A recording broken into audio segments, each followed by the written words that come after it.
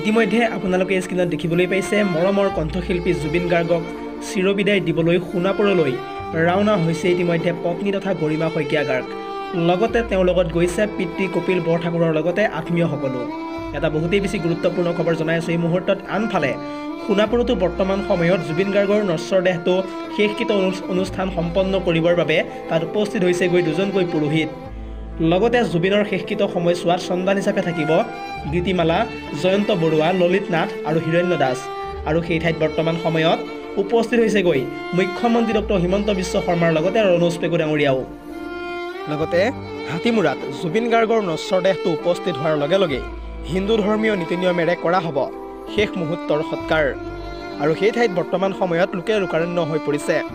বৰ্তমান সময়ত আপোনালোকে স্ক্ৰীনত দেখিবলৈ পাইছে গৰিমা শইকীয়া গাৰ্গৰ লগতে তেওঁৰ পিতৃ কপিল বৰঠাকুৰ আৰু আত্মীয়সকলে এনেদৰে এতিয়া যাত্ৰা আৰম্ভ কৰিছে হাতীমূৰাৰ অভিমুখে। জুবিন গাৰ্গৰ নশ্বৰ দেহটো সোণাপুৰত উপস্থিত হোৱাৰ লগে লগে হিন্দু ধৰ্মীয় নীতি নিয়মেৰে কৰা হ'ব শেষবাৰৰ কাৰণে সৎকাৰ। ইতিমধ্যে সেই ঠাইলৈ ৰাওনা হৈছে পত্নী গৰিমা শইকীয়া গাৰ্গ, লগতে জুবিনৰ পিতৃ কপিল বৰঠাকুৰ আৰু আনফালে তেওঁলোকৰ পৰিয়ালৰ আত্মীয়সকল।